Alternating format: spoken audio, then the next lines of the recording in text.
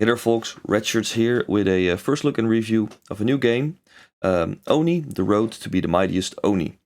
It is an interesting game with a lot of potential, which does some things very well and some things not so well. Let's just get into it and I'll tell you all about it. Right, first of all, the game has a feel that is very close to Zelda the first time you boot it up. The open-ish world and the movement is kind of reminiscent of this. However, gameplay technically it is very different.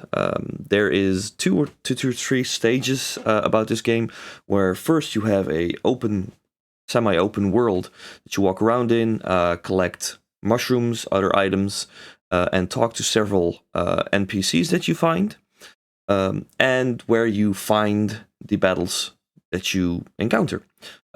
However, once you find the enemies, the battles that I just mentioned, you pop over to a smaller arena in this area, which you cannot exit, a circle of some kind that you just walk into and then it stops, where you actually fight the enemies.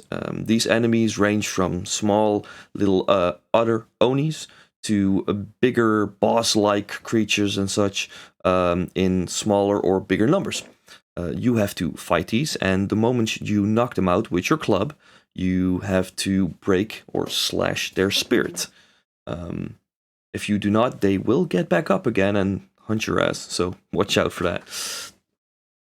But yeah, the most you're going to be spending in this game is walking around finding enemies and then fighting those enemies, which is basically a mission on its own as far as the game is concerned. Also, to upgrade yourself, the mushrooms were mentioned, which you can use to upgrade your gear, buy new clothes, weapons, so that you are stronger, more agile, stuff like that. But you also need to upgrade your hearts, because for certain missions you need a certain heart counter to actually do them, because the enemies are harder. Logical explanation there. But to get your hearts up, you need to collect certain spirits in the game. How do you catch a spirit? To explain that, I have to explain one thing that got skipped over a second ago. In this game, you play as Kuta. That is an Oni that is training to be the mightiest Oni, as the title lets you know. But he finds a spirit partner called Kazemaru, which is with you, and you can control these two characters at the same time during fights. So you can fight with one, and the other can swipe around and suck the spirit out of enemies instead of knocking them around with a cudgel.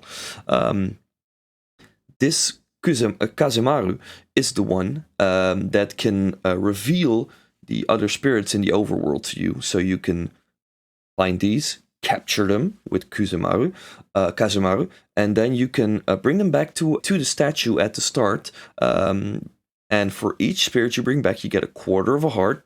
4 quarters make a complete heart, and you have more health. However, while collecting these spirits, you can be you can suddenly be tracked by a larger spirit that you can hide from, and basically only run from. Besides that, if you stand still, it gobbles you up, basically. So running and hiding is the only way to do it until you deliver the spirits, the ghost-like spirits, to the statue. Besides these, you have some escort missions. Besides this, there is, like I said, an open world, which is blocked off into 3 parts, so you cannot go the entirety of the place at once.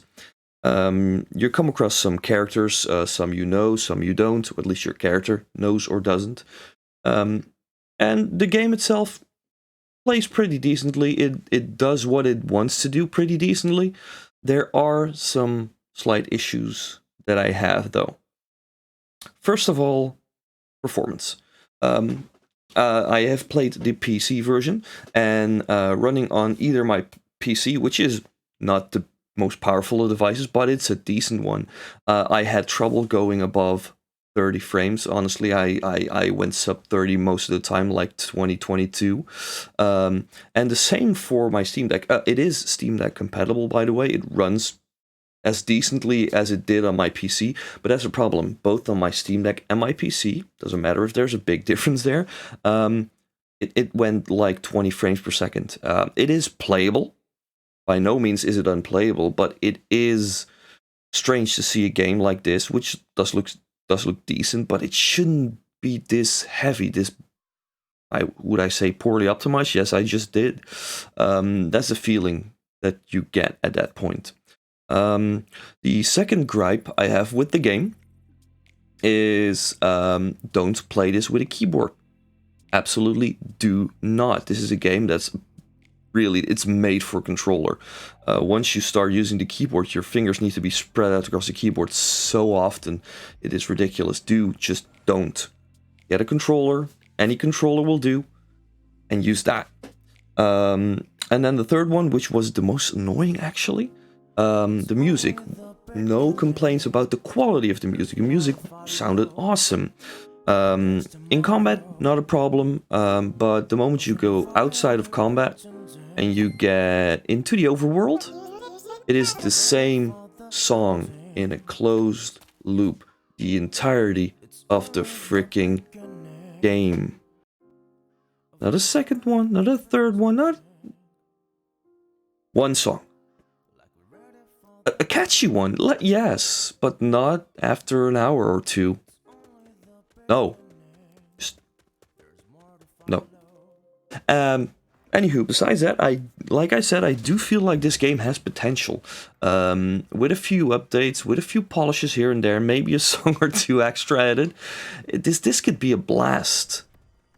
But the way it is now, I had trouble playing past 2 to 2.5 hours. I will pick it up again at some point, but for now, this stays until some fixes have been made. This was Redshirts with the review. I hope you enjoyed it, and see you all next time.